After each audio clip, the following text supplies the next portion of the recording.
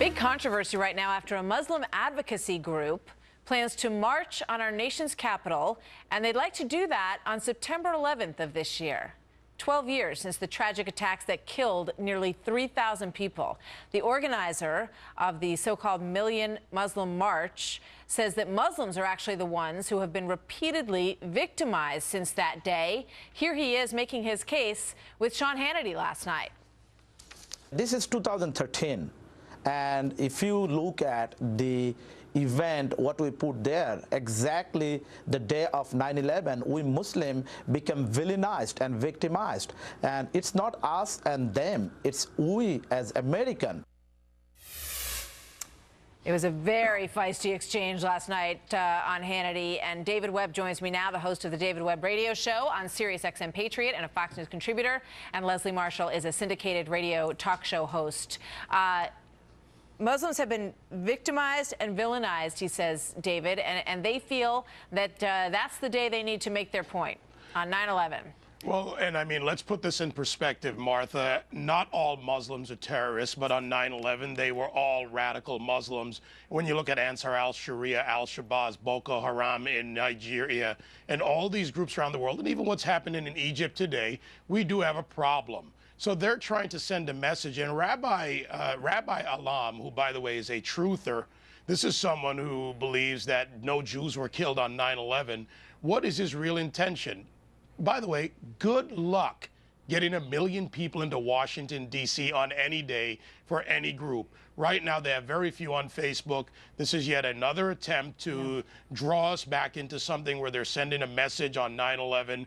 And you know what? I support their First Amendment right. They have their First Amendment right to free speech.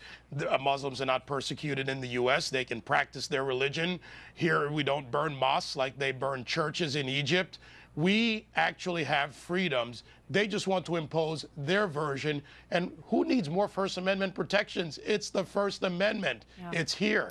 I agree with you. I would be shocked if they can pull this off, and my bet is that this is a way to get a lot of attention for their group. But Leslie, it strikes me if they feel that they have been victimized and villainized because of what happened on 9/11, then shouldn't they direct their anger and their rage at the people who put them in that position and separate themselves from those people and speak out as Americans, which he suggested he would like to do? Shouldn't that be the focus?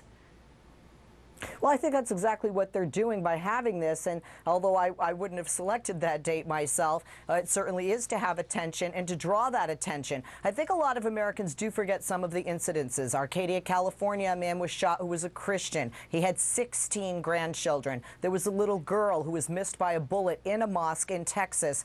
These are all things on September 12th. My own mother-in-law, who is an OB-GYN here, now retired, who delivered 3,800 children in a small Florida town on September 12th. Her home was vandalized and she was refused service at the local Walmart and had to move out of that small town, quite frankly, to retire. So I think that many of us, because it wasn't a headline, don't realize the persecution that many Muslims in America have felt. And when you talk about them speaking out, I totally agree, but they have. The problem is a lot of the media has not covered it, to be quite honest. They'll say we'll stage a march, or we'll have some kind of a press conference, and people won't show up from the mainstream media. If a Muslim, David, if moderate Muslims Leslie, I understand speak out and appreciate your Sorry. comments completely, but when you look at the material on this group, there are truthers within this group. I don't know if this group is the group that you want to make the statement that the people who have been treated in the way that you're talking about want to represent them. David, go ahead. There are prominent Muslims in America. I've worked with many of them for well over a decade now, closely. They speak out. If a group of moderate Muslims, or what I call westernized Muslims who want to live peacefully in our society, come out and speak, they get the coverage. The problem is they get vilified in their own community. So, America can't, the non-Muslim world can't solve the Muslim world's problems one and all. They have to work within their community. This is an attempt like the Ground Zero Mosque. It's all part of pushing an agenda, and these truthers are, well, they're false. They don't represent the larger group of Muslims in the world, but we really have to realize that if only 10% of the Muslims in the world are radicalized, and that's the argument often used, that's 1.6 billion people. 10% of that, largest standing army in the world. Let's recognize the problem and deal with it, not have the silly arguments. And again, you know, good luck with 1 million people. They've got, what, 5 on Facebook, maybe 10 now, maybe 15 after this. It looks like it's an uphill climb. Leslie, would you like to see a Muslim group, a moderate Muslim group, come out and condemn this and say, wrong day, this is a tragic, solemn day in American history, and if you want to make your point, this is not the day to do it?